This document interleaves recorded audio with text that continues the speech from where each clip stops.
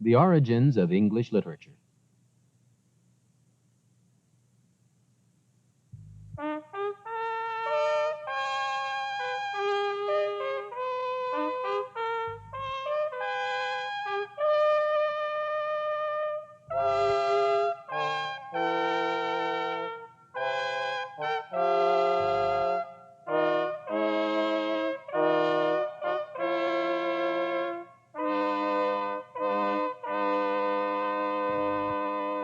The origins of the English language and its literature may be found in the title of this series, English Literature, a Survey. The word English comes from the name of the Germanic tribe that settled in the North Sea Island in the late 5th century A.D., the Angles. Literature derives from a Latin noun, meaning letters. And finally, the word survey comes from medieval French, to see, to look over. Latin, German, and French are the three languages which have given form and shape to the English tongue. Their cultures and folk tales and mindsets are the wellsprings of English literature. The earliest recorded inhabitants of England were the Celts. When Julius Caesar brought his armies to England in 54 BC, he found tribes called the Britanniae, or Britons. And so the Romans called this cold, misty island at the northwestern limit of their empire, Britannia. Caesar led a preliminary expedition. The Romans had heard of the island's minerals and were to exploit them, particularly in the mining of tin.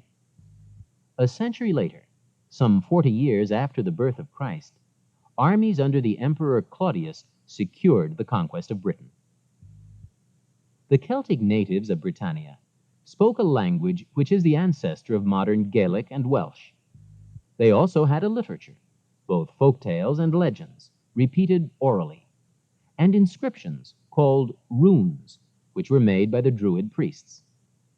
The priests guarded the secret meaning of these runes, and thus was established in Britain from the very beginning a tradition of the sacredness of writing.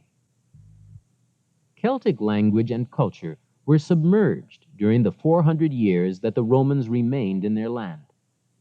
The Roman legions subjugated and settled most of the island. Only the northernmost region remained untamed.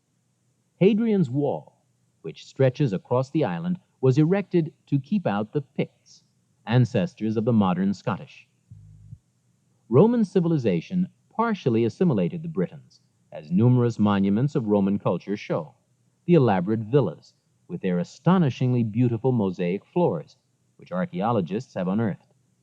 The relics of baths and forts and walls and theaters.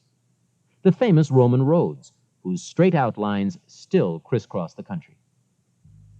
But the Romanization of Britain was never complete. The Romans were forced to withdraw in the early 5th century as their empire crumbled under the assault of Germanic invaders. Britain was abandoned and was to be the prize of a new wave of settlers called the Anglo-Saxons. Actually, Anglo-Saxon is a collective term referring to three peoples, the Angles, the Saxons, and the Jutes.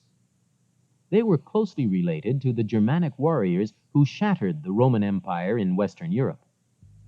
They came to Britain from the European shores of the North Sea, from the mainland of modern Denmark, which was called Jutland, through Holland. The Anglo-Saxon tribes conquered various parts of England in the later 5th and 6th centuries. Gone was the central organization of Roman Britain, and in its place, dozens of small, independent kingdoms were established. Gone was writing and learning, for the Angles, Saxons, and Jutes had no alphabet, only runes, which were commonly engraved in special inscriptions. This engraving they called reten, which would become the modern word write. The Angles, Saxons, and Jutes spoke slightly different West Germanic dialects.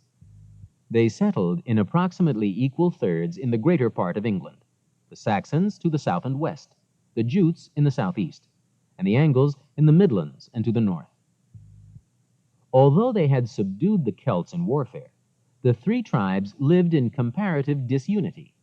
Their languages, although very similar, had yet to merge into one commonly accepted tongue. But these are the languages which, more than any other, formed the core of English. Two changes which occurred soon after the Anglo-Saxon invasions were highly significant. Christian missionaries had been in England during the Roman period.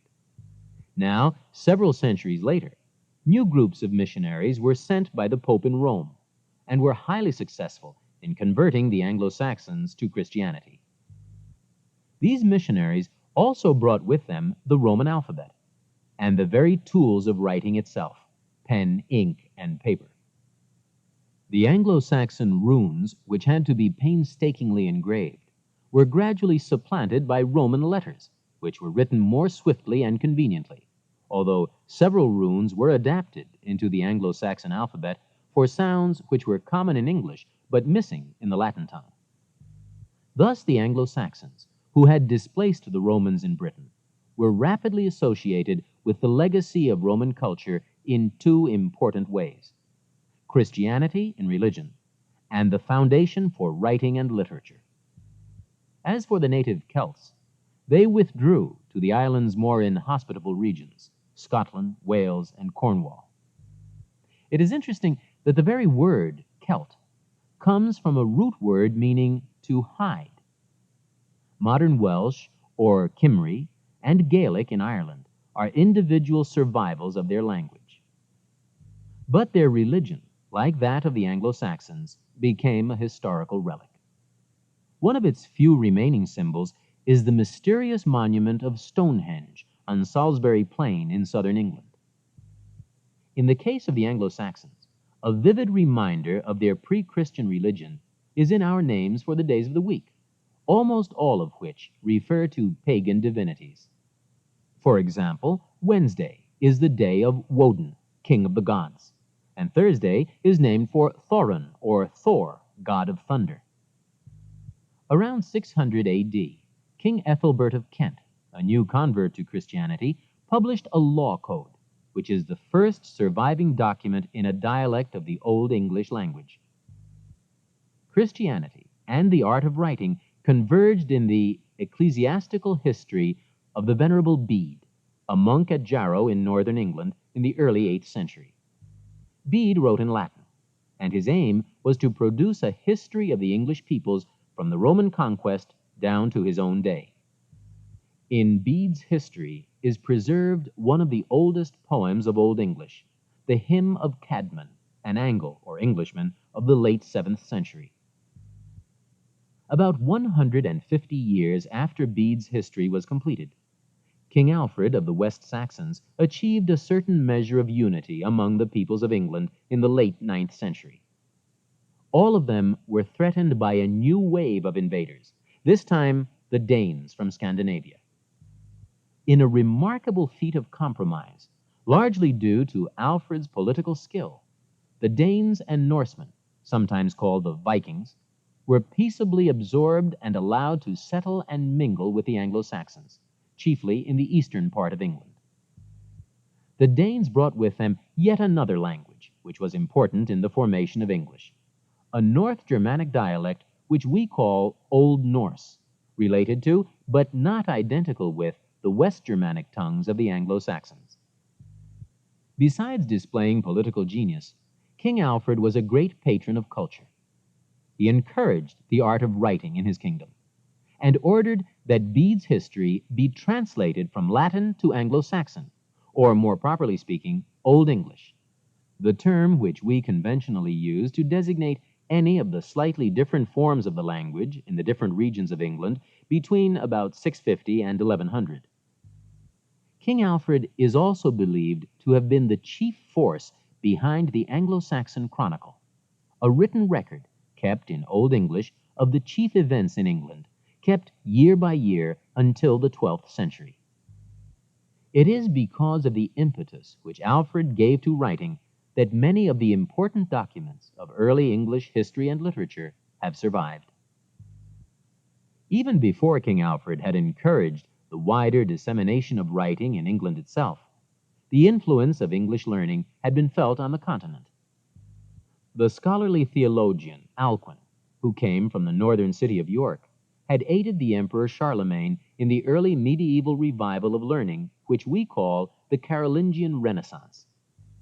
In many ways, the Christian monasteries of England, although built for the worship of a different god from those at Stonehenge, incorporated the original Celtic notion of writing as a sacred trust. The love of learning and of books is a basic fact of English culture, even as that culture has changed over the centuries.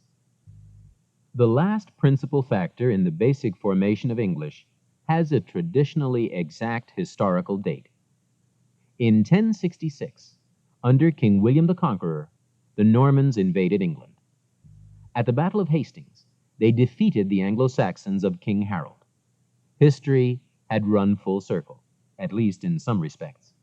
We can now see that the language which William brought with him, the highly Latinized medieval French, was in fact a descendant of the classical Latin of Roman Britain.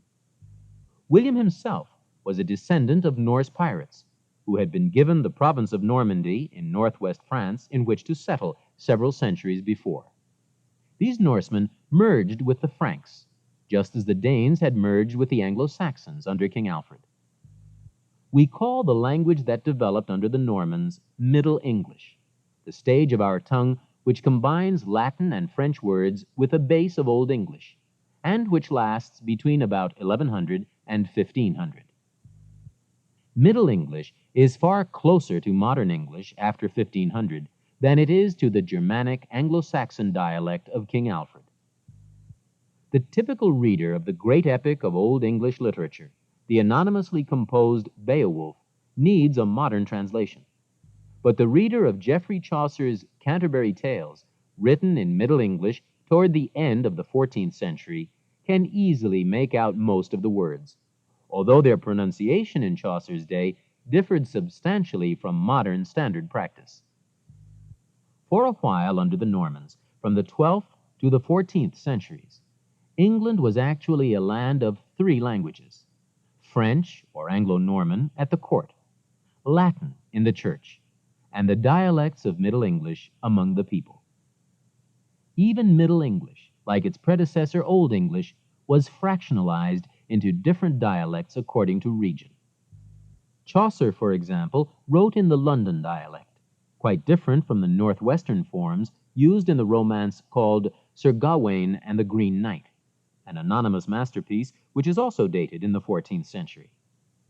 It was not until the end of that century that the divided state of affairs began to be resolved, and we shall never really know why the stubborn persistence of English won out over Latin and French. One intriguing theory connects the triumph of English with the early establishment of English nationalism. As invaders of England around 500 AD, the Anglo-Saxons accepted Christianity, but they refused to give up their Germanic tongue in favor of native Celtic, or the Latin of the Romans. When they were conquered in their turn by the Normans, Anglo-Saxon speech among the people never became extinct. Although the English were treated as social and cultural inferiors, they preserved a sense of their past glory. And since 1066 is the date of the last successful invasion of England, right up to our own time, these island natives possessed, perhaps uniquely in Western Europe, a highly conscious awareness of themselves as a nation. Once figures such as King Alfred had unified their separate tribes. This consciousness did not preclude the preservation in English language and culture of diverse features. The Celtic legacy to England was soon evident, for it was a mixture of mythical Celtic elements and Anglo-Norman literary versions which gave England the preeminent legends of her nationhood, the stories surrounding King Arthur and his knights. The Romans, too, left a mark on England that endured long after their withdrawal. The order of their straight roads is perhaps the physical counterpart to a deeply ingrained sense of order in society, an order achieved by a system of laws. English language and culture, then, have undergone a fascinating series of changes in 20 centuries. Every successive stage has witnessed combinations of old and new, of native and foreign. The development of English literature has also been a series of recombinations, assimilations, and experiments. Beowulf, the first indisputable masterpiece of our literature, presents right at the beginning the motif of diversity. The poem includes both pagan and Christian elements.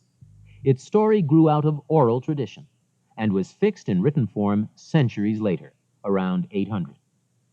The poet who composed this fantastic tale of kings, heroes, and monsters perceived no distinction between poetry and history.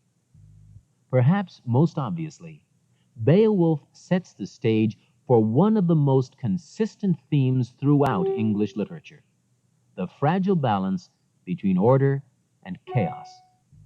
But the narrative of Beowulf is a memorial to the Anglo-Saxon past before the invasions, and never once mentions England. In this sense, English literature begins on foreign shores. Perhaps one reason that its subsequent history contains great works of every genre in every period is linked with the genius of the English for balancing a truly native sense of themselves with a capacity for orderly change.